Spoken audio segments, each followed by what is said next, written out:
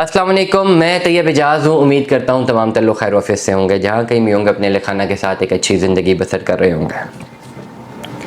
सबसे पहले आज की बहुत इंपॉर्टेंट मैं आपको ओवरऑल फैसल टाउन फ़ेज़ 2 के हवाले से मैं बताना चाहूँगा कि अगर डेवलपमेंट अगर आप इस वक्त देख रहे हैं तो मॉडल ब्लॉक में है, ओ ब्लॉक में है।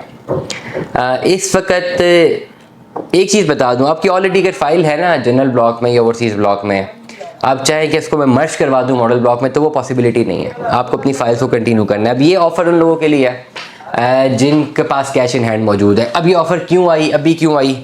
ये ऑफ़र तो उनको मिलनी चाहिए थी जो लोग जिन्होंने पहले से इन्वेस्ट किया हुआ। बात बिल्कुल फरहान कट है, हाँ।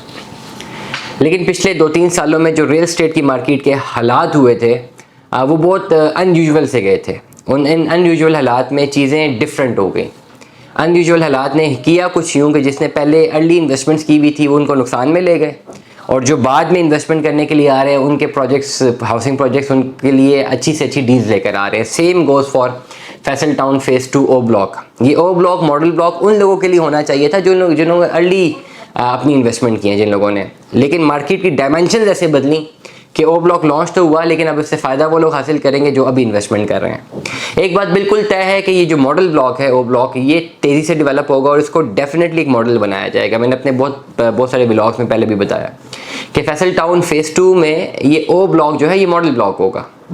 मॉडल ब्लॉक इसलिए होगा क्योंकि सारा फोकस इस ब्लॉक पे लगाया जाएगा। एक तो डेवलपमेंट वहाँ पे हो रही है, और एक चीज़ अगर मैं आपको एज़ पर द रिसर्च बताऊँ तो ये जो डेवलपमेंट इस जगह पे हो रही है इसका मतलब यही है कि ये लिटिगेशन फ्री एरिया है, यहाँ पे कोई प्रॉब्लम नहीं है और इधर तेज़ी से डेवलपमेंट कर सकती है मैनेजमेंट, और वो कर रहे हैं। तो ये अब ये पॉजिटिव इम्पैक्ट है। वो तेज़ी से डेवलपमेंट करके एक मॉडल ब्लॉक तैयार करेंगे।